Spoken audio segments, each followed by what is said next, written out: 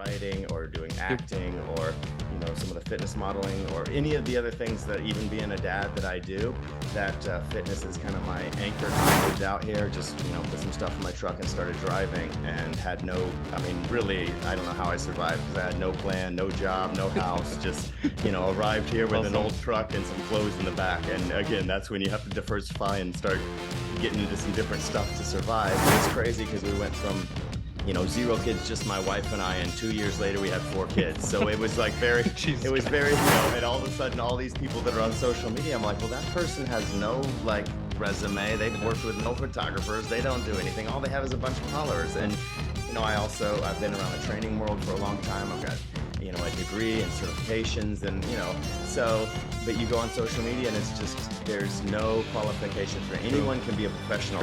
I work out 5 to 6 days a week. I work out for about 45 minutes, but again, usually it's 45 minutes, but sometimes I'll have 20, 30 minutes to bust out a workout. Again, with social media, is someone who has something that they believe in, like fasting or, high reps or whatever it is the kind of hottest new thing in fitness. And, everyone gets all excited about it. And they always act like that's the only thing that they do. That's the thing that's going to get everyone fit. But the truth is, there is no one size fits all workout, and there's no one size fits all diet. Everybody's different. Fake weights, put on 315, put real 315 on there, come on, let's do this. And so they're like, okay. And so then we put 315 on there, and then I realize I have to do this like 1,000 times because I do a couple, I hold it, I go down to the bottom. He's like, all right, now hold it at the bottom. We got to get a shot at the bottom. Now I'm doing pause reps. And ever after that, that was my one learning. Ever after that, anytime they're like fake weights, I'd bring them on out, bring them out. Come on now. I'd show up to shoot something like, you guys didn't order any fake weights for this one or what? So, which I see now that's catching off with Instagram, because I see some of these guys that are getting busted for doing fake weight workouts or whatever. Big YouTubers got exactly. Yeah, I saw that. So welcome to the Stronger Than Yesterday podcast. Really happy to have you here. Honestly, really happy to have you here. Thank you so much. I'm excited to be here. This is exciting. I love doing this. Awesome. The reason I wanted to have you on the podcast is, well, I find you a very interesting person, really. Like, I relate to so many things that you share on social media. On one hand, we have like fatherhood. Then we share the same passion, which is fitness. It seems like we both like warm weather. Like, you just returned from Hawaii. Yeah. And then I also found out you're an author and an actor. Is that correct? Yes, absolutely. Yeah. That's so cool. If someone comes to you, John, what do you do for a living? What do you tell them? I mean, I assume you don't brag, oh, I'm an actor and I'm a fitness model. What do you tell them? It's funny because I usually say a little bit of everything, and that kind of leaves them looking at me confused. When I moved to LA, I learned that you do kind of have to do a little bit of everything to survive. It's a big city, it's a tough city, and it's difficult sometimes because if you put all your eggs in kind of one basket, it can go sideways pretty quickly in LA. And there's, it's a place, there's a lot of hustlers, there's a lot of dreamers. And so, I learned pretty quickly that you gotta hustle to keep up. And so I started diversifying and doing a lot of the different things that I always wanted to do that I really loved. Fitness has always been my thing. I love fitness, but then kind of branching out, and I always wanted to write a book. So doing that, and, I say a little bit of everything, but usually I have to follow it up with, depending on the crowd and what I feel like they would be interested in. I'll talk about fitness, or I'll talk about writing, or what, fatherhood a lot, with the, I'm an adoptive father and foster father and all that stuff. So sometimes people are interested in that. So like I said, a little bit of everything. Pretty cool. But I assume you don't do all the things at once, right? There's probably a period where you do like writing, and then you do, I don't know, some movie works. I don't know. What is the highest priority right now? The highest priority right now has been the fitness thing, and that it has been a priority for me for a long time. I've found that it's kind of my anchor thing, because it's the one thing that is pretty constant in my life. And I tell a lot of the people that I work with, you need something that when everything else goes sideways, you got something that kind of holds you steady. And for me, that's always been fitness. It's always, whether it's a 20-minute workout or, usually I work out about 45 minutes or so, but it's always something that keeps me steady. Even like, you just said, I got back from Hawaii. I was there for, several weeks. kind of an extended stay. I was working from there, and I still got up and did a workout with a family, and spent 20-30 minutes sometimes, and it gives me kind of a feeling of accomplishment. It gives me a feeling of, I take that energy into the rest of my day. Yep. So whether I'm writing or doing Yep. acting or, some of the fitness modeling or any of the other things, that even being a dad that I do, that fitness is kind of my anchor component Yeah. that is always a Same here. priority for Same me. here. I would say it's basically the only thing that I have full control over. So everything what Uh-huh. happens with the markets or the weather, like I don't know what's going to happen, but how I eat and whether I work out or not, this is what I can control and makes me feel good, makes me feel grounded. So Yeah, same, that's a great absolutely way to same. put it too. It's something you can control. It's, every so many things are kind of out of your control, and Yeah, you can't control what happens to you, but you control how you react to these exactly. different things. Uh, yeah. But it's true, fitness is something that you can largely control, and you often, I tell people this too. You can't necessarily control the outcome of it, but you can control your input. So if you focus on the process and you do the right things long enough, you're going to get the results. Yep, And it's always better to focus on that process. And that's, again, kind of one of the things that keeps me yeah, steady and it keeps I my agree. day anchored. Awesome. To get an idea of how your life right now looks like, a very typical day. Like let's say today, since it's like 7 p.m. at your place, right? Uh-huh. Like how did your day look like until to this Uh, point? Yeah, well, it's changed a lot with having kids, because before I didn't think I had any time. And then I had 4 kids in 2 years, and I realized Well, that I had so much time. Just didn't know I had time. So, I usually get up about 4 o'clock in the morning, maybe wow. 4:30, right in there, pretty consistently. I start usually, work with people kind of around the United States. And so I have people I work with in Miami and whatnot. So it's not 5 a.m. for them, but I usually am start working with people about 5 a.m. doing some training. Um, I That would do be one-on-one or online coaching one, or yeah, I okay, do one-on-one usually. I do some virtual stuff. I do some, I have some clients that I've had for a long time, some, actors and celebrities and stuff who I kind of cool. still train in LA. I have clients that since the pandemic started doing virtual sessions. So I'm here, they're wherever, around Awesome. the world, and Yeah. I'll work with them. And so it's funny because every day I like it like this, but every day is an adventure. I'll have sometimes, I'll work with 8 or 10 people in a day. Sometimes it'll be a couple of people, and I'll be doing, some type of shoot, or I'll be doing writing. I've had to kind of change. I wrote my first book when I had no kids. And so I had time to set aside like 2 or 3 hours and kind of get into my writing process. And that was, Mhm. a side of myself that I wanted to develop. And at the time, I had so much time to develop it. Uh, And then I had a bunch of kids, and then I kept trying to regain that writing. So my fitness again stayed constant. And I kept trying to regain that writing situation that I had, and I never could kind of recapture it. And I kept waiting for it to be, oh, I'm gonna have a couple hours where I can sit down and focus and, write another manuscript or whatever. And I kind of puttered around with it. But for 2 years, I was really kind of spinning my mm, wheels. mm. And I had to develop this theory that now I call found time, because I'm always like, there's a level of having time, which I think everyone is so beyond it. In around the world, everyone is so busy these days. And they say you make time for things, but at a certain point, honestly, you don't even have time to make time anymore. So I learned I had to do something I started calling found time. So if I had a client who canceled because they had a meeting come up, or they had to go, their shoot got rescheduled or whatever it is, I was like, okay, now I got a free hour. That's found time. What am I going to do with this hour? And so I'd have things prepared that I could do. If I had someone that was 20 minutes late, if I had a doctor's appointment with one of my kids and I'm sitting in the waiting room and I Yeah. say, okay, they're doing whatever it is. And so I had to develop this concept of found time to be able to find time in my Yeah. day to get everything done. So I get up at 4 a.m.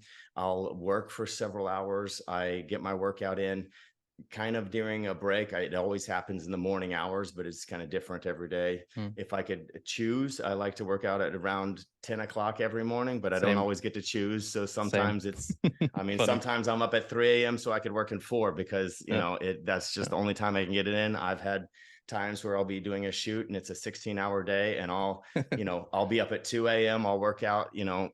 before the shoot, and then I'll get off, and then I'll go home and sleep for 2 hours and turn around Oh, and do it oh, again the next day. oh. And so it's I've been blessed with the ability to probably sleep a little bit less than is normal. And also, again, having that many kids that are that close in age really made me kind of sink or swim with the, okay, I don't have 8, 9 hours a night to sleep Uh, anymore. uh, I'm going to have to adapt to uh. that. It'd be So nice if I did. what would you do now in this found time?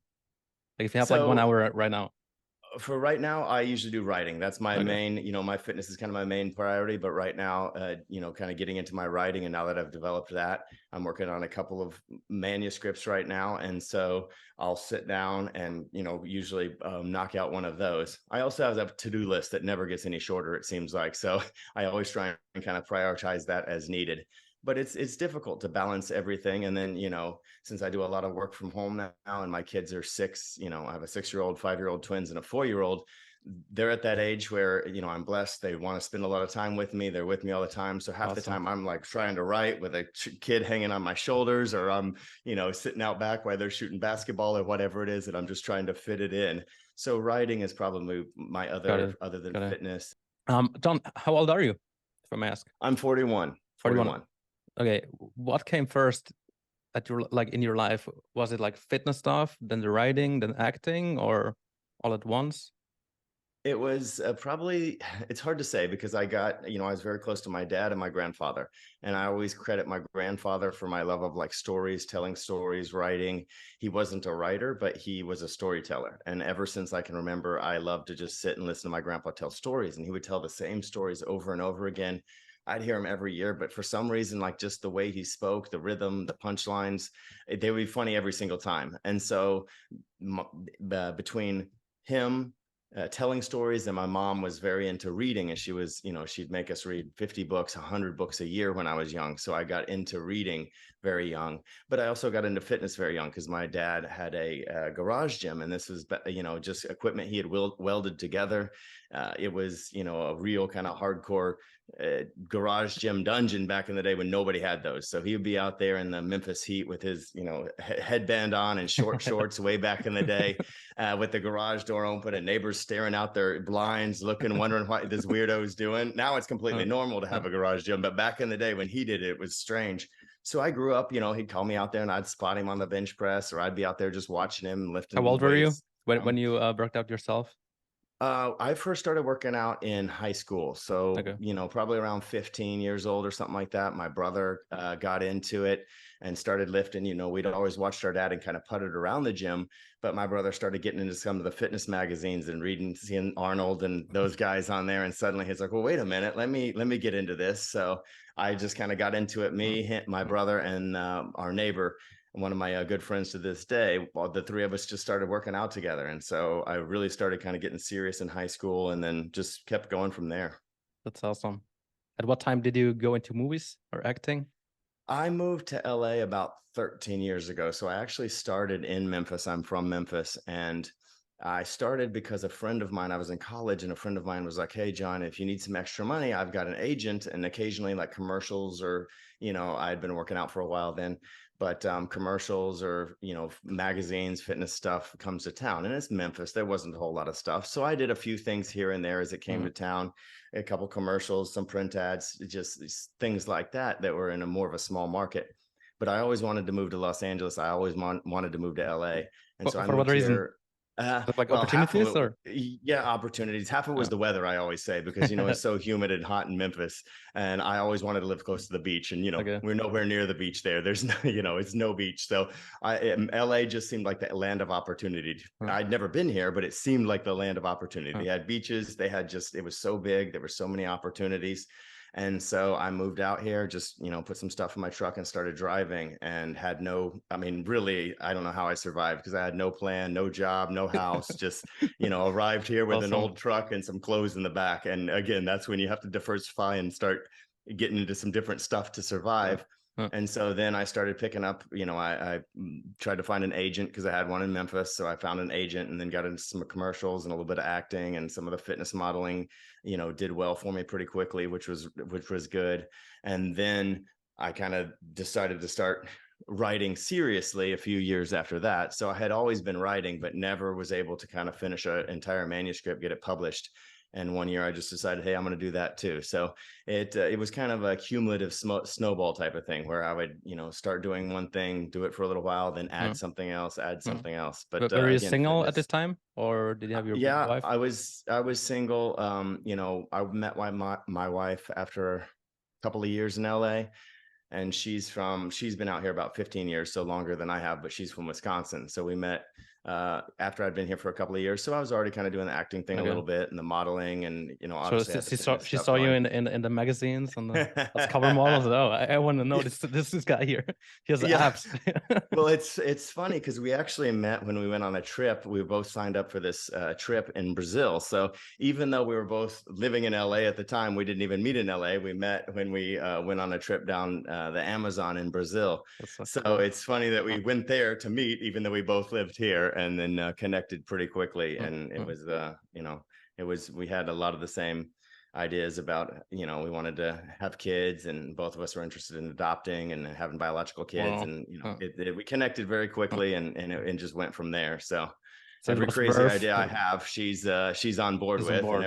Uh, uh. every crazy idea she has, I'm on board with. So it works well. So it was worth visiting Brazil then, right? Yeah, it was. Yeah, very much. Yeah. It was, I Brazil lived was in well worth it. I lived in Sao Paulo for 3 years. My Oh, cool. fiance Yeah. is Brazilian, and Oh, yeah, awesome. we went to Brazil, then back to Switzerland, and now we're like in Thailand, basically.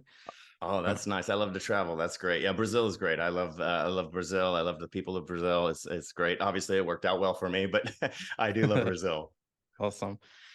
I would say, how many books did you write? One, two?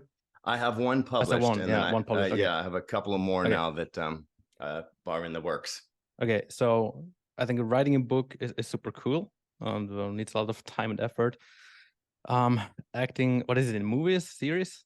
I've mostly television, a lot of Okay. commercials, All and right. then some the fitness stuff, which is kind of bleeds in with commercials, and doing some print stuff, which magazines and that type of stuff. So All right. again, a little bit of this and a little bit of that. Not much in the movies, but Okay. Okay. Some television maybe one stuff, day. writing a Yeah, book, and then you're also cover model of various fitness magazines. yeah. Like super amazing, right? Like it's a That dream was of any fitness enthusiast. that was one of the biggest like landmarks for me. It was when I first, especially muscle and fitness, because I grew up watching my dad exercise, and that's kind of how I picked it up. And the fact that my dad would read those magazines and look at them, it was, I'm sure psychologists could have a field day with it, but it was a really big thing for me to then be in the magazines that I grew up watching my dad Wow. read and being on the cover. Huh. And I remember the first time I booked a shoot, I was just so excited, not even really for me, just because I was like, oh, this is super cool that this was so, you know, because I got into this for my dad, and this was something he used to do and still always did until he passed away. And so to be in that was even bigger than some of the television stuff I did. I was more excited about the Huh. Huh. magazine Huh. stuff than I was even Did he about ever see it things that were when you were bigger. in the magazine? Did you ever give him a magazine and say, "Hey, look, that's me"? Yep. Yeah, before he passed Wow. away, I had my first one. I had a big Wow. shoot down at in Long Beach at one of the famous gyms down there with a famous photographer. And yeah, it was, I was very blessed. I was in LA about a year before he passed away, and I was very blessed to be able to do a few Wow, things in that's that year that, amazing. Congrats. I'd That's love super for him to cool. see other things that Uh, I uh, did. He never got to meet my wife or my kids, but it was a big moment for me to be, on the magazines. that's amazing. Congrats. Congrats. Thank you. Quite an Thanks. accomplishment. So this has been Yeah. your highlight, I would say. What makes you most happy from all of it? Being a dad, to be Being a dad. honest, it's yeah. I always, being a dad is a big thing to me. I always wanted to be a dad. I'm very big into family. Like I said, I was very close with my dad, with my family. He had a really big influence on my life. My grandfather had a really big influence. And so that was always something that I knew eventually was going to happen. And so for me, being a dad, I have the ability to influence, because I want to, one of my goals, I want to have a kind of a positive influence on people. And by having children and pouring time and energy and the things I believe are important into them, then it kind of goes down. Once I'm gone, generations from now will be, will be doing things that or teaching things to their kids that I taught Yep. them. And those things are Yep. important to me. And so I feel like being on a magazine, that's nice. But to be honest, I've got my magazines in a box in the closet. Nobody cares about those. My powerlifting trophies, my bodybuilding trophies, they're like in a closet somewhere. I haven't looked at them in 15 years. Even the commercials and stuff, the shelf life on a television show, I'll get some residual checks every once in a while, and that's nice. But other than that, a year later, nobody's watching it unless it's, a super famous show. True. So, the biggest things to me, like those things it's all fun and that's all nice, but that doesn't affect like generations of people. Yeah. That doesn't, like a rock thrown in the water, that doesn't send ripples out forever. It's nice. But for me, fitness is a big priority, but being a dad is definitely, a husband and a dad is the number one priority over even fitness or writing or acting or modeling or any of the other type of things. How many kids do you have? 4, if I I see have this 4. correctly? Yeah. Yeah, I have 4 kids, and Some of them are yours, like biologically, others are adopted, or yeah. So that's one of the things that my wife and I really connected on. I always wanted to adopt kids. I felt like there's children out there who need a loving home, and I like to help. And so we became foster parents pretty quickly after we got where is married. this idea And then coming from? Like, I don't it's know a one lot of of those people who things. think, oh, I want to become a Yeah. foster dad. Like, Yeah, it was really, it was more rare. It was one of those things, like I always told people I was going to move to California, and everyone was like, well, that's crazy. You're not going to do that. You're not going to move all the way across the country to a place you've never even been. You don't even know anybody. You have no prospects there. It was one of those type of things. Adopting was always the same type of thing. I always just knew I was going to do it. I've known a few things kind of just, I always say, in my gut or down here where I'm just, it just never really wavered. And that's one of those things. I didn't know how it was going to happen. I didn't know, I didn't even know anything about being a foster dad. It literally was just like one of the things my wife and I connected on is, this idea of helping kids. And so 2 months after we got married, my wife had just looked up a LA County foster care orientation class, and we walked in there knowing absolutely nothing about it, nothing about adoption, nothing about foster care. And then that took us on a journey of becoming foster parents and having a foster child, and then having another one, and then adopting. And then we did have biological children as well, and then adopted again. So yeah, we went from, it was crazy because we went from 0 kids, just my wife and I, and 2 years later we had 4 kids. So it was like it was very quickly in the time span. Most people have like 1 kid and they'll wait like 3 years later, like my parents did 2 or 3 years and have another one. We were already on our 4th. So it all happened very quickly, not necessarily how we planned whatsoever, but again, it's part of the a surprise adventure to be, people that I had talked to. It's funny, LA kind of moves so fast anyway. do you But I would plan to see have someone in more? a gym. Yeah, that's an interesting question. Yeah, I wouldn't rule it out. It's 4 is already a ton for LA. My parents, actually, I'm one of 8. So my mom is like, oh, 4, that's that's not that big of a deal. But 4 in LA also is a little bit different. It's whatever. But I wouldn't rule it out quite yet. We'll see. So how long does it take from the idea to actually adopting a child? There must be like a process that takes, I don't know, years. Yeah, it does. It takes several years, and it kind of depends how you do it too. Again, we did it through the foster care system, and the goal of the foster care system is reunification with the biological family, and that's always the number one goal. But just sometimes, unfortunately, that is not possible, and the child then needs someone to adopt them. They need a safe, loving home, and so it just depends on the situation, and it's you just never really know going into it a lot. Yeah, for our first adoption, it was around 3 years. Our second one was right around 4 years. So that's how long they were in our home before we officially adopted them. And we've been foster parents for like 7 years now, something like that. So it's a process. It sometimes can happen very quickly, and sometimes it can go from again 0 to 4 very quickly. So everybody's story is different. It's definitely an adventure, but it's also very important in my opinion. I'm curious to know your opinion about this. What has changed the most in those like 2, let's say 3, 4 years, even a bit after, like since you were alone, you and your wife, to afterwards having this huge family, 4 kids? What has changed for you? I mean, a lot of things, obviously, but Yeah, my perspective has changed on the important things that are important have really changed, and it's interesting because I think when you have kids, and I believe you have one as well, right? You have yeah. a So daughter. one is enough. Yeah, It's like yeah, one is enough. Trust me. But no, but I feel like when you see your kid, you see all these things mirrored back at you that you just didn't see before, and it's fascinating to me because you will see them do something or repeat something back or do something you do. And it's an amazing way to kind of see yourself and then understand, wow, man, maybe I shouldn't do that anymore, or maybe I should do more yeah. of that.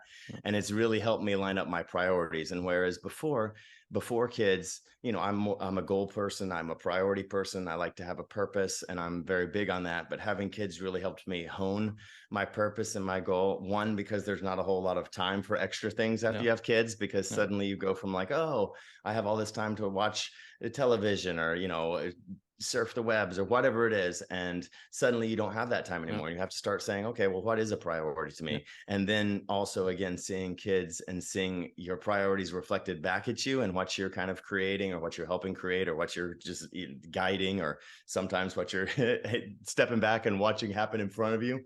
It really helped me define priorities and help me Yeah. become a better person, to be honest with you, because it challenged me to step it Same. up in a lot Yeah. of ways. Yeah. Yeah. Same. Absolutely. Yeah, Yeah. yeah, Cool. I see that you're involving them into your workouts as well. Like you have several yeah. videos where you involve your kids into your trainings. How do you do that? Well, that started actually from the pandemic, from COVID, because in LA, they took it very serious. Everything closed down. Gyms overnight just closed down. And as I shared before, fitness was always a priority to me. It always happened. It was one of those things, whether it was a short workout or a long. I always worked out. It was like my steady thing during the day. And so all the gyms closed down, everybody's staying home. And at the time, it was, my wife and I, 4 kids, 2 dogs. We lived in a 900 square foot Two little, dogs as like, well. yeah, 2 dogs as Gosh. well. We were all piled on top of each other. We were, very small space. And so all the gyms were closed, and all I had was a really old, must have been like 5-year-old workout bench that has gotten at like Walmart or something for Mm. my wife, that was all rusty, had been sitting outside for like 3 or 4 years, and a pair of dumbbells that the neighbor had, and a couple of exercise bands. But I was like, well, I got to do something. So Mm. I didn't have any space. So I had a parking space, an assigned parking space outside my place. And so I would just pull that bench out every day and the dumbbells, and I'd just start working out. And the kids were really young. And so they would I'd be doing push-ups and they just walk over and hop on my back, or I'd be doing Right. squats and they'd be like, oh, Dad, let me jump on your Yeah. shoulders. Yeah. And so it kind of happened naturally because, because again, we were spending so much time Yeah. together with a lockdown. And Fascinating. so I go out and work out and they're watching me work out. And it was interesting because it really gave me flashbacks of my dad exercises and me watching him. And I was like, man, I'm spending so much time outside of the house, going to Muscle Beach, Gold's Gym. I mean, I was all over the city with different shoots, and then it just in regular exercise because I was training all over the Yeah. place and doing, auditions and all that type of stuff. And so I was in every gym in the city, and suddenly I was no gym in the city. It was just me and a couple dumbbells and some kids running around. And it was funny too, because it had a little bit of that idea like my dad had, where at first in the pandemic, when the first few weeks, we had neighbors that would kind of walk by or whatever, and they'd see me over there with a couple of kids on my shoulders with a pair of dumbbells doing something, and they would stare at me like I was like they used to stare at my dad like I was crazy. Yeah. Yeah. But as the months wore on, pretty soon I saw that parking space was taken with equipment, and that parking space, Wow. everyone started pulling their Yeah. stuff out and doing Yeah. the same thing. I was like, oh, wait a minute, maybe I got something here. The And movement. so Yeah. yeah. And then so, I kind of built out my home gym. We moved and I got a little bit more space and built out a home gym. And I kind of stopped going to all the big, Gold's Gym and all those famous gyms that I would go to in LA, which, are all really great gyms. But my kids still wanted to be involved in the Right. process. They're like, Yeah. hey, Dad, Yeah. Yeah. and so for them, they started asking me, when are we working out today, Dad? When are we working out today? That's And I was like, oh, awesome. again, one of those things you see reflected back at you. I'm like, now I Yeah. couldn't miss a workout if I wanted to, Yeah. because my daughter every morning before school is like, Dad, we got to get a workout in. You got to get a Even workout before in. school. Awesome. Yeah. And so it was interesting that it kind of happened that way. And, and someone else pointed this out to me too, because they were like, your kids see the result of your exercise, but they don't see the process. They see you leave and Mm. then you're nice and, in a good mood. You come back, you're all sweaty and, tired and whatever. And they don't see what happens in between. And when you work out at home, they get to see you trying to do something consistently. Get Yeah. to see you struggle every day. They Yeah. get to see you prioritize something. They get to see you fail underneath the weight and get up and True. try again. They get Very to see true. you work hard at something. And so just by watching you develop, a few sets and reps and a little bit of muscle, they get to develop all these character traits that are important. And Absolutely. that really clicked with me. And I was like, well, you know what, right there, because I learned that from my dad and I Yeah. didn't even realize I did. And suddenly I'm like, yeah, I remember, Mm. I'm kind of a consistent person. And that's probably because my dad was pretty consistent with it. Mm. And, Mm. you again, see kids as a really good mirror. And so that's what I've been doing ever since. So Yeah. as the kids have grown, Yeah, if they get like the yeah. consistency and like the determination and everything, that's a Mm-hmm. huge win. Even if that's maybe, who knows, like I do the same with my daughter, and actually the exact same story, right? Yeah. COVID, I work out at home, and mine was Uh-huh. like 6 months old and she tried to do the plank. And even nowadays That's awesome. I take her to the gym just for this reason. Like sometimes she doesn't want to work out, sometimes she wants, but if she can do like the handstands or she tries to mimic me, it's like Uh-huh. so much joy, right? Yeah, And then again, absolutely. like everything, the character traits that come with it, yeah, like feels really good to Yeah. give it to her, right? Now It- I think the key to all of that is no pressure, because yes. if you say you need to do that and now push-ups and now this, I think Mm-hmm. after some months they would say, oh no, thank you, dad, like Yeah, I'm gonna do something else, right? But if you absolutely. just let them watch, then they Yeah. automatically do the same thing. Well, that was the question I used to always get, even before I worked out around my kids. When people would ask, oh, I do the fitness modeling shoots or do this or that, do an interview, and people would ask, well, how'd you get into it? Well, my dad always worked out. Oh, so he must have made you work out. And I would think about it like, no, he actually never once ever made me Mm. work out. He never even told me I should. The only reason I did is because he did, and he Yeah, never was well, like, hey, this is something you should do. John, I want you to work out. I was thinking back, I was like, I cannot remember one conversation we ever had, ever, where he even suggested I should work out. But it was so natural to me that I do it. mm, yeah, Several of my brothers do it. Some of my sisters, like it's pretty consistent in our family. And he never pressured any of us. And people ask now that I work out with my kids, they ask the same thing. Do you make your kids work out with you? Are you setting up these videos? Do you make them jump on your back? Are you like, having uh, them get on your uh, shoulders or whatever? No, honestly, I have to do more sets than I ever have done before because right. every one of them wants to do a set. And if they're not feeling it that day, they'll swing on the swings, they'll run Yeah, around. Sometimes yeah, they'll go in the house. There's no pressure. And I yeah. agree with I you love that. completely. Mm. Just, I think if you add pressure to it, you want to just make it a fun atmosphere. If you add pressure to it, then suddenly it becomes a chore. But for me, it doesn't need to be a chore for a 6-year-old, a 5-year-old. It doesn't even need to be a chore for a Absolutely. teenager. I mean, Yeah, it's work, yeah, but work can be fun if you have the right attitude for it, if you have the yeah, right motivation for it. And for me, if I start putting that pressure on my kids, but to be honest, again, just I was fortunate with my background because I realized how it was growing up with no pressure to do it. And it became the most natural thing and yeah. the anchor of my day for the last 25 years. And so I realized, oh yeah, I don't have to add pressure to Mm-hmm, it. All I got mm-hmm, to do is do my job and they'll see me doing mm-hmm. my job every single day. And Mm. that will bleed into their brain more than me give them a For thousand sure, speeches about how for sure. important it is. Do you think or do you hope that they will go to the gym once they're older, 18, 20? Yeah, I'm really looking forward to that too, because I think it was for me, my dad was really into sports, and some of my best memories are not even just exercising, but playing basketball with him, Yeah. throwing the football with him, just activities, just Mm-hmm. doing things, physical activities fixed that he did really up until he passed. And that was such a big part of my childhood. And there's so many good memories from that I am really looking forward to that with my Right. kids, which is one of the reasons that I want to stay in shape and I want to stay fit because Yeah. I don't want to be the 60-year-old dad who can't keep up with his Yeah. kids. Yeah. I still want Yeah. to be like, listen, Yeah. you got to knock the king off the Dude. throne if you want to come for me, son or daughter. So for me, it's part of that competitive. I grew up in a very competitive family. It's part of that competitive thing. But yeah, I hope they, in whatever version, whether it's going to the gym, fitness can be many different things. Right. It's being active It, and it's yeah. using the body the way it Yeah. was designed to move. And that is not the same for everybody. Some people Yeah. love to throw around some barbells and dumbbells and kids, and that's me. I also like to throw a basketball, a baseball, a football, a volleyball, I Right. like to Yeah. run, Yeah. all of that type of stuff. And whatever you can find entertainment and joy in doing and moving, that works for me. And so I just hope my kids find the joy of Same. movement, Yeah. not Yeah. necessarily just the joy of Yeah. exercise or fitness. Yeah. You have no idea how many times I got the question like, do you want like to make like I don't know, a fitness model out of your daughter or something like that?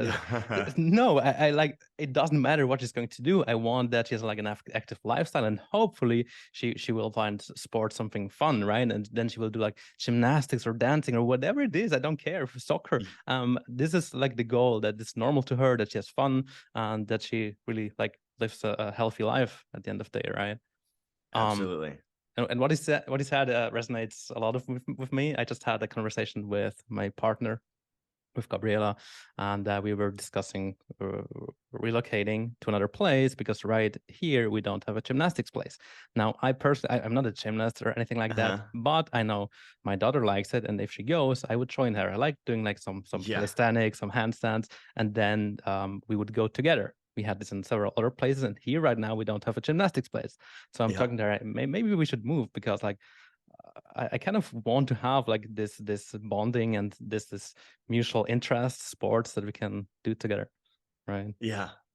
I think that's so important too. And I love your perspective as a dad, where you're like, well, I'm not that interested in it, but if she's interested in it, then I'm interested in it. And it's that same type of thing. My wife sometimes kind of jokes with me, makes fun of me because all these things that I was like, oh, I'm not going to do that. I don't like to do that. I don't want to do that. And now that I have kids, I'm doing all of them and enjoying it. And she's like, yeah, Right. you said you're never going to do that. And now you're like the first Yeah. one with your daughter doing Yeah. it. And I'm like, Yeah. yeah, well, that's how it works. So Well, that's, again, one of the things. Kids can kind of expand your world quite a bit if you're doing it absolutely. right. They Absolutely. really make your world a lot bigger. And as you said, they make things more enjoyable that you might already Yep. be doing. And if they, Yep. as soon as you see the joy of them doing it or kind of leading them the right direction, that gives you more joy in the process too. Absolutely. Dude, I want to shift into your life as a fitness model. Um, First question that comes to mind, can you actually make a living of modeling? Yeah, that's a tricky one because the fitness modeling world has really switched. And before, it was magazines, you would do commercials, as a bunch of auditions you'd go, and then once you kind of worked with some good photographers, and you would get direct calls for bookings and things like that, and you could make a really good living at it. And I have some friends who made, who got in it even a little earlier than I did and made very, very good living in it. It really changed with social media, because that was one of the things. I was actually a very slow adapter of social media, Mm. because I was like, well, I'm on the cover of these magazines. I'm in this magazine. You can turn on your TV and see me on this or I that. don't need Like, the social why? media. Yeah, I don't need to do social media, which the joke's on me, because then Yeah. suddenly magazines are not even a thing Yep. anymore. And, and all of a sudden, all these people that are on social media, I'm like, well, that person has no like resume. They've Yeah. worked with no photographers. They don't do Yeah. anything. All they have is a bunch of followers. Yeah. And, I've been around the training world for a long time. I've got, a degree and certifications, and, so, but you go on social media and it's just, there's no qualifications for True. anyone. Can be a professional True. on there, and people listen to anybody with, with a six pack, which is good. That's hard to get. And, but that doesn't necessarily mean how the body should work. And you don't necessarily know the proper thing for somebody to do to That's the be able to thing. look Just like that. because they found one thing that worked for Yes, themselves, now they think they can apply it to everyone else, no matter what absolutely. their like situation in, or like, yeah, I hate that. Absolutely, Yeah. 100%. And so it changed so much with social media, because all of fitness kind of went, not all of fitness, but most of fitness went onto social media. Because whereas before I would go to an audition for GNC, or I would do a supplement ad for a bunch of, Muscle Tech or whoever, and you would work with a photographer, you do a campaign, you would do commercials, you would do photo shoots, you do all these type of things and make good money from that. Suddenly that switched and everything went onto social media, and it didn't matter what your resume looked like anymore. Yeah. Now it mattered just how many of your How followers many you had. followers, how many likes, engagement. Yes, Yeah. Okay. exactly. And for me, again, the joke was on me, because I put that off for so long. I was like, literally, I didn't Shit. even start until a few years ago, like Yeah. about 3-4 years ago, I started social media. And that was, I should have done it back when I was, in commercials with all the different Definitely. actors and all these different things, is when I really should have done it. But that, again, I'm, you know, as much as it's crazy to be like, oh, I'm on the front of magazines, but I'm also kind of a personal person. It sounds crazy, but I've never really thrived in the spotlight. I do it. I think it's fun, but I don't really, it doesn't fulfill me as much to be Mm, like, oh, I'm on TV or whatever. It's a fun thing, but again, it's one of those things that it just fades really quickly. So mm, I don't find as much fulfillment in that. So for me to be like, oh, I'm going to go on social media and post all of this, it was a slow process for me to get to that. And actually, one of my kind of mentors, he was like, listen, you're helping people out, you have a lot of information and you're giving this information for free to people, and you have the resume and qualifications. You got to, basically you just suck it up and go and do it, whether it feels unnatural or not. And so now, I've kind of hit my groove, and I enjoy that aspect of it too, because yeah, it is a similar to kind of helping people in the gym, or helping people, with writing an article for Muscle and Fitness, or writing an article for a magazine where I'm telling absolutely. people things. It's just Yeah, a different no, avenue to do that. So I absolutely. do think it's harder now, because the world has opened up so much more. Because before, you basically had to live in Los Angeles, maybe New York, but you had to live somewhere like Los Angeles in order to make a living, because this is where the photographers True. are, this is where the No, studios are, this is no. this is where the top of the pile is. Social media has diversified it so much that you can be anywhere and have 100,000 followers, and you can make some money off of it. So it's far more competitive, but in a Hmm. different way, Yeah, because it changed the game from a traditional, like, you build your resume, you work with the right people, you put in, you pay your dues, and you get to the top. And now it's more like a just kind of a crapshoot almost, yeah. where it's, I mean, this person happens to be 23 years old with abs, and so TRX or whoever it is, big company that normally would kind of go through different avenues, just says, okay, well, we'll throw them a few bucks and they'll but it makes choose sense, all right? the content that we Yeah. want. Like if I'm Muscle Tech, like supplement company, and I need to do an ad now. Back then, I know, oh, John, he's a model and he knows like the photographers and he does a very good job. I'm going to pay Uh-huh. him. It costs a lot. Nowadays, I go on social media. Okay, let's find some influencers. They probably, I don't need to give them as much. They have more reach, right? They have, wow, Mm-hmm. 1 million followers. So yeah, in your shoe, you need to adopt. Yeah, You will not find a way around. Like, you have to.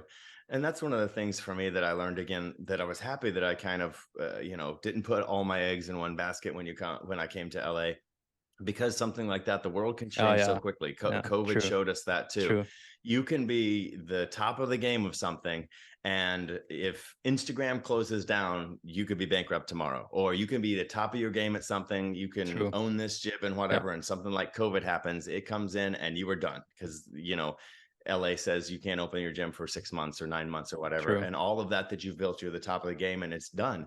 And so it is, especially just the way the world is now, things change so quickly with all the information and everything, that I've found it is good to try and take different avenues. Yep, And makes social sense. media and fitness modeling has changed so much, that there is the kind of blueprint is so much different than it was before. Do you still So get bookings nowadays? yeah, I do. It's way different. And again, it's one of the things that COVID changed a whole lot, because before I would drive all over town. I'm doing auditions at the audition places, and that COVID closed all of that down. So now you do I'm on a Zoom call for an audition. You do Oh, things well, from your house. You're no, doing, it's much different. But it's also different in the way that if a company is going to spend millions of dollars on a campaign, they're probably just going to get LeBron James or a well-known athlete or actor to do it. So if you watch most of the commercials on TV or whatever, it's mostly people that have been paid millions of dollars, because they're a basketball player, they're a football player, they're all these actors that used to be movie actors are doing commercials now, because it's just kind of like ATM for them. So yeah, it's much less. There are less opportunities for someone who is at my level, who, even though I'm successful and done quite a bit of stuff, I'm not a household name. And so most of those things go to household names, and yeah, then everything else has get transferred over to social media, yeah, which is, again, you can make money, but it's so diversified, because instead of having like a smaller pool of people, like, oh, here are the top fitness models in LA, we got John, we got yep, this list of 20 people, and we got to call one of them. And sometimes it'd be kind of a list situation. I got called for shoots where they're like, John, how you looking today? Because the guy wasn't up to par and we got the shoot tomorrow. So, send me some shirtless pics and let's, are you ready to do this? So one of those things I learned in LA is I had to be the guy that was always ready. Became one of my things. Because in Memphis, I would be like, oh, well, if they call me, I'm the only game in town. If they need the top fitness model, they're going to call me. And instead of saying, we got to shoot on Thursday, they say, John, when can you do a shoot? And then I'm like, oh, I could do 3 months whatever day. Yeah, exactly. And in LA, I literally got a call for a really big, Batman, Superman shoot. And it was the day before. And they're like, well, we need you to do this shoot. How you looking? And so I learned I had to be like, oh, I got to tighten my window up to be competitive, because it's very competitive, but it was competitive in kind of a smaller world. Again, now that it's diversified so much with social media, and social media also allows so much more cheating with the editing of photos, the editing of videos. And so because it looks like everybody's on shape in social media, everybody can kind of cheat their way to the top a little bit more. And so someone like me, who would have to show up at an audition house, take off their shirt and look actually like they look, and say, okay, this is, you look good enough. Now someone, one of these big companies is just going through social media like, well, this person looks good, that girl looks good, that guy looks good. They might not even actually look like that, but that doesn't really matter, because it's social media. You can, if you can look like you look good, and that's what it's about. Plus, so, if someone doesn't agree to their terms, that's not good enough for you, then I just go to the next one, right? Because like the pool is not only now 10 or the list of 20, but like millions, right? Absolutely. Thousands. And they also kind of got to get around all of the union rules and things like that someone who's been in the business for a long time and has built kind of their way to the top. And there's certain rules if you do a photo shoot, and you have to be treated a certain way. And with the social media world, just took all of that away. So now you can go and you say, okay, I'm gonna pay this guy in Nebraska.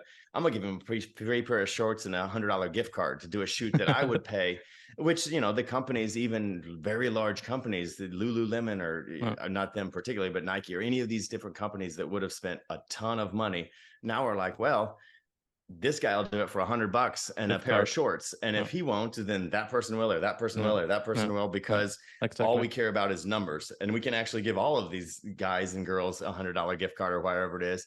And so you can really undercut kind of the professionals in it now.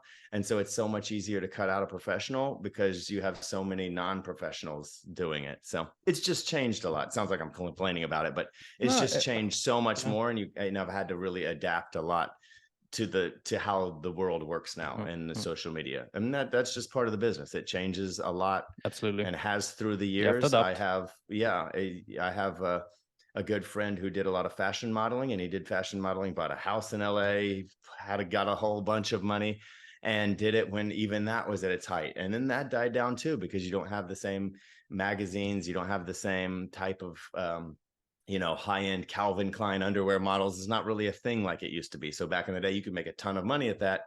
Now you really can't. And so it's just changed a lot, and you have to adapt. I got to LA even too late for that wave, but anyway, that's just it's constantly changing. I bought like Muscle Magazine and Men's Health and all these magazines when I was younger, and nowadays I don't know when I last bought something like that, like 10, 15, I don't know how many years ago. Even the big ones, which are, I did a lot of shoots for Muscle and Fitness, Men's Health, the GQ magazine. Most of them are only virtual now. They don't have even, I think Men's Health may have like a once a year edition, but they do, it's all virtual. You just get it on social media or on the website. So Muscle and Fitness, same thing. They stopped doing like actual print, tangible magazines.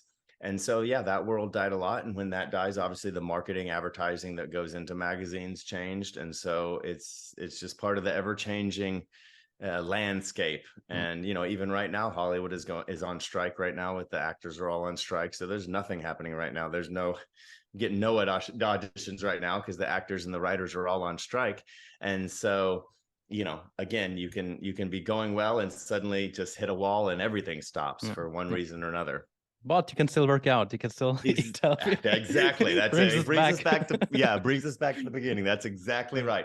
And that is, again, one of the reasons I love fitness so much. So like you said at the beginning, it's one of those things you can control. And it's just one of those things for me. I'm like, oh man, if I got, if I got beat out by this other guy because he's better looking than me, or he has a better resume, or whatever the case may be, or if this shoot got canceled for whatever reason, or if I can't write anything today because my brain isn't working very well because I was up all night with a sick kid, I still can get a 30-minute Yep. workout, and it can still set the outlook for my Yeah. day. I can Yeah. still feel that Yeah. feeling of accomplishment. Yeah. So you're 100% right.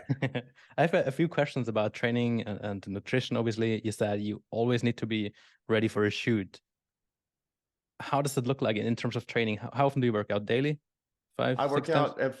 out, 5 to 6 days a week. I work out for about 45 minutes, but again, uh, usually it's 45 minutes, but sometimes I'll have 20, 30 minutes to bust out a workout, and that's what No. I adapt accordingly. And sometimes I can take it easy, and I don't like to take it too easy, but because I used to, back when I had way more time, I'd work out for like an hour and a half, 2 hours, and I realized it's hard to keep your energy level up for an hour and a half, 2 hours. I should take that and compress that in about 45 minutes, and then I'm really working out. And so usually I feel like if you're going too much over that kind of hour window, you might not be getting as much effort in that hour as you need to. So for me, about 5 to 6 days a week, and I usually do about 45 minutes on average. All right. Cardio as well? I don't do as much cardio anymore. I Okay. used to do a little bit. I do more high intensity training now. So I'll do like high intensity interval training, where I'll kind of either mix in a little bit of cardio with some weight training, or I'll do medicine ball slams, rope, battle ropes, things like that. I do far more than just kind of steady state cardio. And my body, now that I'm 41, I've been exercising a long time, doing the fitness modeling thing for a long time. My body is much better at adapting than it used to be. Whereas before, when I would have a week to prepare for a shoot, it would take me all week. And then as I kind of honed it in and got better and better at changing my diets and my workouts leading up to a shoot in order to kind of peak it at the exact right time to look good for the photographer, to look good on stage, or whatever the case may be, the more I did it, the better I got at it. And the better I got at it, the better my body got at responding to what I was asking it to do. No. And so, my big philosophy is kind of understanding how the body was designed to work, how it was created to work, and then using that to accomplish your goals. Because a lot of people in fitness just try and force their body to do something all the time. So they just feel like they're wrestling their body, they're beating their head against the wall, trying to get their body to like be lean or look good or have abs or lose weight or whatever the case may be. And they're not focused on, well, why is my body doing what it's doing? And if I can figure that out and then use that avenue to accomplish my goals, you can get there. It's a bit slower process, but it's far more lasting. And so for me, when I have a shoot the week before, however many days, sometimes it's 2 days or 1 day or 24 hours, that does get pretty intense, because I always say, back when there were magazines or whatever, I was like, there's never a disclaimer on it that says, well, John only had 2 days to prepare for this shoot. So you'll have to excuse a little bit of, looseness around the waist, and the shoulders are not quite as pumped as they need to. There's no disclaimer.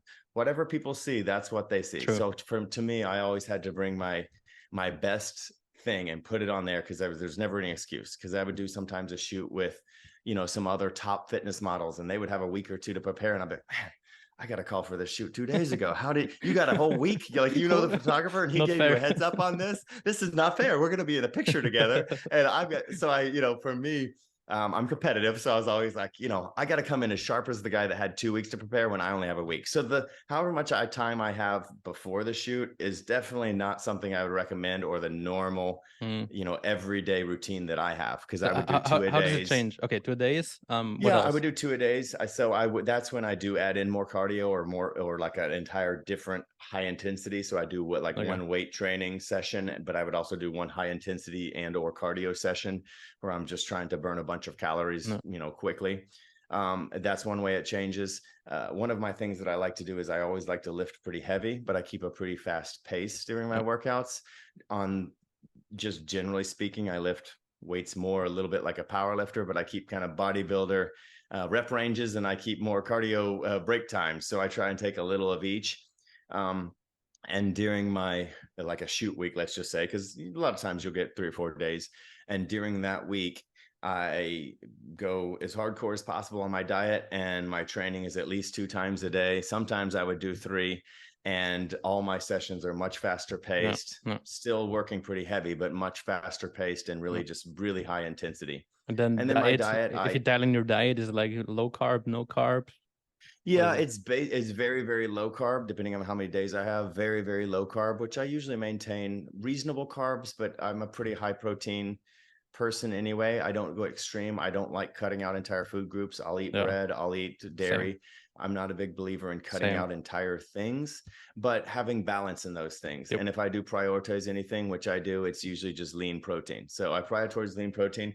In weeks leading up to the shoot, it's very high protein, very low carbs. As it goes up to the shoot, I'm, by the time I'm the day before the shoot, it's just basically all protein, Mm, in the 24 hours before the shoot. mm, And then one of the things I do, you kind of get a little bit of bodybuilder style, you kind of lean out as much as possible. And in the morning of the shoot, I'll have some quick sugar and carbs to carb kind up. of get that Yeah, pumped yeah. look. Everybody's a little bit different. My first bodybuilding show that I did, I mistimed it because I took carbs and my body takes them in more slowly than some people do. So then, like the morning show, I looked really flat, but the night show, I looked Yeah, really, really good. yeah, yeah. But most of the judging is done in the morning, so I missed Yeah, the window yeah. a little bit. It's But tricky. again, It's like it so, is tricky, yeah. and You need to that time is it so perfectly fine. that is one of the things too, again, with social media, is someone who has something that they believe in, like fasting or high reps or whatever it is the kind of hottest new thing in fitness, and everyone gets all excited about it, and they always act like that's the only thing Yeah, that they do, that's the thing that's going to get everyone fit.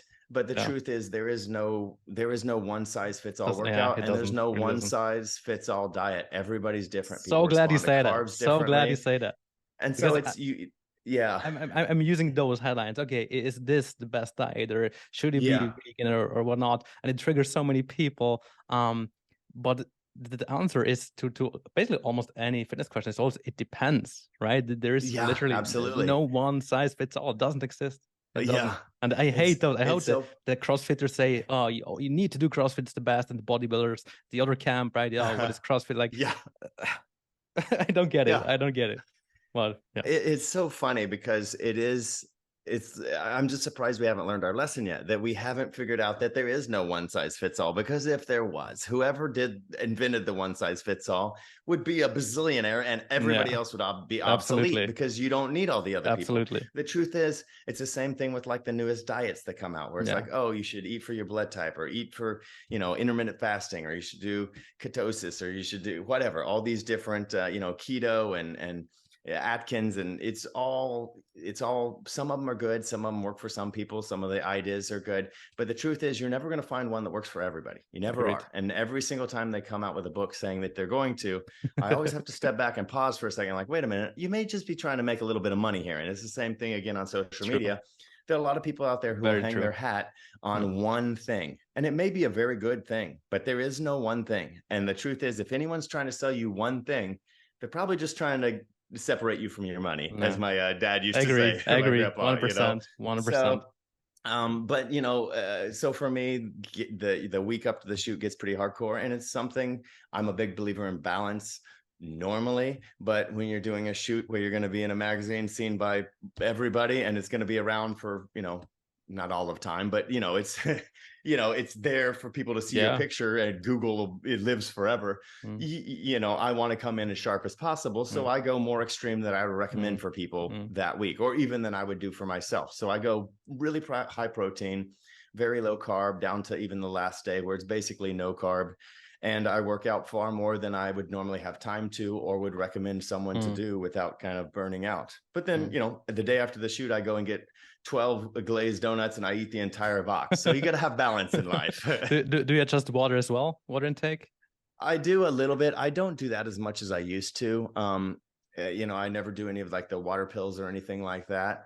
Mm, When I did a little bit of bodybuilding, I would do more of the water adjustment. mm, And now I just feel like I know my body so well that I just play it by ear, which just Yeah. sounds like a really dumb response to it, but I can kind of feel how I'm doing it in a much more minute scale. It's the same thing with my eating. I used to be just, I would keep a food log and I would write down every single ounce of every single thing Mm. that I ever ate or drank or whatever. But I doing that for years and years and years, I got so in tune with my body that I was like, oh, I know how it's going to Yeah. respond. And so with the water intake, I don't, that's one of the things that I like water. I drink a lot of water. My body doesn't hold on to water a lot. Like some people kind of get puffed up or whatever. And I've never really had to worry about that as much. And so my shoots, when I'm going into them, I can kind of tell where my body is and whether I need to get more or Got it. less or how I need to Got it. do. And I found one of the tricks for me is it's silly, but I'll take like a thing of honey and I'll just like a honey bear and I'll take teaspoons of honey during the shoot and that'll help me kind of, and that's all I do all day. Cause sometimes shoots will be 6, 7, 8 hours and I'll just drink straight from a honey bear or, Like for the teaspoons pump and or water. to give you energy, or what's the goal? Both, Both. both. I feel like when you've low carb so much, and again, everybody's a little different. So this is a trick that works for me and has worked Got for it. some other people. It's kind of an old bodybuilder trick, but you get that kind of instant sugar that gives you that kind of pumped look, but Yeah. also it No. keeps me energy to keep on going without eating something that's going to make me feel heavy or No. bloated or Yeah. whatever during the Got it. day during the shoot. Yeah, I never got And that one. I did a few shoots and I never got like the simple sugar. Probably the uh-huh. timing is off. I always felt like the day after the shoot, I looked so Yeah. much better, so much fuller. Yeah. And that's one of the things I learned because I mistimed it just like that. Like I said, my first bodybuilding show was like that. And then some of the first shoots I did, I was like, man, I looked okay at the shoot, but the next day I looked much better. And so then I had to kind of adjust a little Yeah. bit. And like I Okay. said, once you do it a few times, you kind of, the more Got you it. do it, the better my body got at it. And Yeah. the better my Obviously. body got at it, the more in tune I got with what I needed to do. How do you feel when you actually are there on a shoot and say, okay, we're ready to take the pictures? Personally, when I go very low slash no Uh-huh. carbs, like I just don't feel good, and Yeah. I feel very lethargic, tired. Do you have the same? I always feel good during the shoot, and that's probably partially just like the adrenaline and Adrenaline. the excitement Yeah. of it because I like to do it. Once I used to get nervous, more nervous energy, but after I did it for a while, I'm like, I mean, Yeah. it's it's you're just out there pretending to lift weights or not pretending. A lot of times you're actually lifting the weights, but you're posing or doing whatever. And I got so that I kind of enjoyed it and lost all the nerves and would get excited about it. And the excitement would carry me through with whatever the honey didn't get me through. It would carry me through the shoot. But Got I it. would definitely crash afterwards. I'd be achy, tired. Uh, I would be grumpy. uh, I'd feel just like lethargic, and so I usually felt pretty good during the shoot. Occasionally, I would same thing, mistime it a little bit, and my uh, energy would crash. uh. But for the most part, whenever I did a shoot, I would feel energetic. But then it was just like it was like kind of a fake energy because as Yeah, soon yeah. as the shoot was over, I mean, I would go home and my knees would ache, my body would ache from the 2 a days. It would be a big letdown of my mind because you're kind of Mm. so hyped up for it and ready to do this And big now it's shoot. You're done, and excited then about it. no And now one. it's done. And it's just exactly Yeah, your energy yeah. crashes, your mentality crashes, everything. Yeah, so I always tried to learn to give myself that little bit of lag after a shoot day. I'd go get a box of donuts. I would, Mm, usually plan a day off afterwards where mm. I just relax and not worry about it, just let everything go and just have kind of a Yeah. recovery day I, because it's I so hard leading up to it. I find it always funny when I think of like 10 years ago, whenever when we would go to one of these places where you can buy magazines and you see like the cover model, and people would say so many good things about this person, how fit he looks, and they must be so strong and everything. Me knowing that at this point you're probably the weakest, right? You don't Mm-hmm. have energy, you cannot lift. Yeah. This is something people normally don't get, right? Like I would say Yeah. performance is better, is obviously better when you have like a bit more Yeah. carbs, when you even look a bit more fluffy probably, in Yeah. comparison when you're super lean. Yeah. Yeah, usually don't feel that good. No, you don't. And that's one of the things too that I learned doing shoots. One of the first fitness shoots I did. Um, I came out here and I'd never heard of fake weights or had fake weights before. And so I showed up and they're like, do you want to use the fake weights? And so we had, we're doing squats or something like that. And we had like one real plate on there. So it was like 135, but they were like, we can put like a one or two more fake weights. So it looks like a little bit more weight. It's enough that you're working. But, and I'm like, I'm like young and feeling myself. And I'm like, no, I don't need fake weights. Put on 315, put real 315 on there, come on, let's do this. And so they're like, okay. And so then we put 315 on there. And then I realized I have to do this like 1,000 times because I do a couple, I hold it, I go down to the bottom. He's like, all right, now hold it at the bottom. We got to get a shot at the bottom. Now I'm doing pause reps. And ever after that, that was my one learning. Ever after that, anytime they're like fake weights, like bring them on out, bring them out. Come on now. I'd show up to shoot something like, that's funny. You guys didn't order any fake weights for this one or what? So, which I see now that's catching off with Instagram because I see some of these guys that are getting busted for doing fake weight workouts or whatever. Big YouTubers got exactly. I saw that. Yeah. So it is funny because I'm like, oh yeah, I get that because I definitely the first few ones I did, I was like, oh, but then I'd rather do 135 pounds 100 times than doing 315 100 times because at the end you can barely move it anymore. Like I did some shoots where I'm like halfway through the shoot, I'm like, they're like, okay, let's go a little bit slower on this one. We got to nail this shot. And I'm like, I can't, like, I'm done. Like, I can't do it anymore. So like you're saying, need to be smiling that, and look so good. Like, exactly. That's the thing too. They're like, well, don't make it look so hard. I'm like, so we passed that bridge a long time ago. So, which also I learned, after doing it for a little while, the better photographers know what they want and they have a picture already of kind of what they want to get. They have an idea of what they want to shoot. And some of the ones that were kind of lesser experienced, maybe they'd be like, oh, let's just shoot a bunch of stuff and see. And you would get far fewer good shots because again, there's a line of diminishing returns where you're like, well, I did an arm shoot one time where we must have done arms for like 8 hours. I was like, I literally just can't even lift my arm up anymore. It could be a 10-pound double. I just cannot even lift the arm up anymore. So any pictures you take from now on are going to look really bad because I'll be using even a lightweight and I'm still struggling and my face looks all like gruesome, like this is horrible. You're not going to print this in any magazine that's ever existed. So I learned like which photographers I really like to work with because they came in with like a vision and they're like, okay, this is what we want to do. And you can kind of create something together because they were like, oh, you know how to turn or use the lighting and look, make it look good, and they know how to make you look good, as opposed to someone who's just going in and like, let's just shoot a whole bunch and see what we get. And anytime that happened, I'm like, I need the fake weights because that's not going to work for 8 hours of shoot whatever we can get. Do you do something for recovery, like cold plunges or red light therapy, anything like that? I've tried all of that stuff because I like to try any kind of new diet or any kind of new recovery technique, exercise technique. I always use myself as a guinea pig because I want to be able to talk about it and see what it is. So I've done a lot of them. My brother does the cold plunge every morning and, he does like 38 degrees every morning or whatever, which is, it's tough. A lot of them I feel like have some great benefits. But again, like the exercise or like the nutrition, there's no one size fits all and there's no secret key to recovery. It's not like, oh, if you just do cold plunges, you're going to live 10 years longer and have all this testosterone and all this. They try and sell you that because they want to sell you on the cold plunge.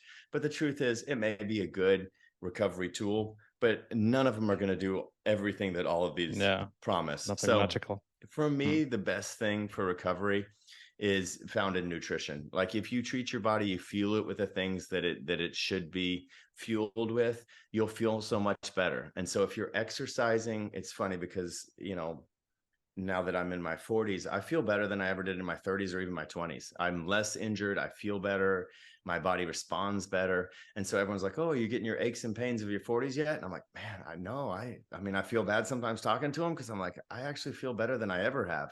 And I think that's because I'm smarter with my body and I'm, even exercising at home, funny enough, not being on as many machines has made me more in tune with my body. And I've done it for so long. And it's the same thing with nutrition. So I think if you're exercising appropriately, if your nutrition is appropriate, you want to also have some recovery tools that help out. I like massages. I like the Theragun, the cold plunge. I do. Yeah. Oh man, that's absolutely. That would be, I'd go there just for that. That would be amazing. So I think all of those things, but again, I don't think any of them are kind of the one size fits all cure all that's going to be like, oh, if you just get massages, you're going to be good to go. Yeah, it'll help. And I do love them. But for me, that is actually my favorite. But But again, you need to have various tools in the fitness toolbox, and you never want to just depend Agreed. on one No, tool for no, either fitness, no, nutrition, or recovery. no. Maybe one last question about this topic. What supplements do you take? Again, as far as supplements go, I feel like they should be supplemental to your nutrition. So it's one of those things, once you have nutrition in line, your recovery and your supplementation are easier. So I always start with my nutrition, and I say, okay, here's my goals. Here's my exercise plan to get to those goals. Here are my goals. Here's my nutrition plan to get to those goals. And then anything that I can't get from nutrition, or that it's easier with supplements, whatever it is, then I'll use those to fill in the blanks. So my favorites are protein, because I'm a big protein person. So a nice protein shake when you're busy, I like to keep a protein shake on hand, just so I can say, well, I need some protein. It's going to be a low protein day because I'm back to back all day. Throw some water in there, shake it up, you're good to go. So protein is probably, protein and branched chain amino acids. I have those basically on hand all the time. I like creatine. I didn't respond well to it back in the day when they used to mix it with all the sugars, and you were supposed to cycle it, and you were supposed to do, loading phase and all that kind of stuff. Never had good results with it. Now that they've done so many more studies, and it's become so much more popular just to do a 5,000 milligram or, situation, 5 grams, and it's just a little unflavored scoop. I feel like creatine is so much better. There's no loading phase. There's no sticking it with all this sugar and all that kind of stuff that companies used to do.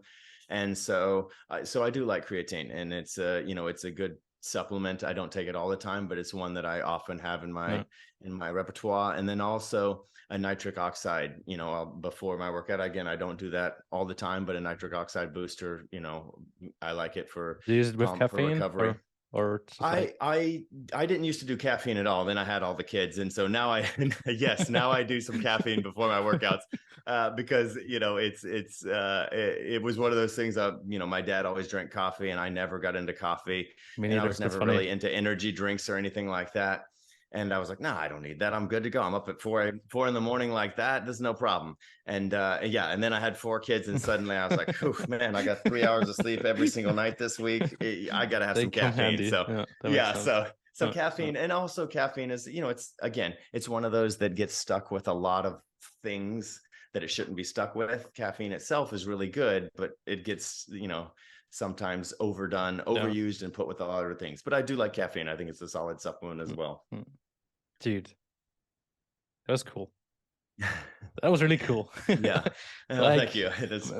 Like, your thoughts are like the way you think. I really like that. And again, what I thought, or what I said initially, that I can resonate a lot with what you're saying and portraying on social media, it just got confirmed once more. It's like really, really cool podcast. Thanks for doing this with me. And absolutely, it was a blast. Thank you so much I want for having me. Encourage you to just keep inspiring, keep sharing tips on health and fitness. You are now pretty active on social media, on Instagram. You show what's possible, right? That it's possible even to be in great shape as a dad, as a busy dad of 4, as a writer, as someone who has a lot of things on their table, because sometimes, or too often, I hear, I'm a dad, I have a business, I don't have time, my energy is low, and blah blah blah. And I always say, man, if it's important to you, then you make it happen, then you make time for it.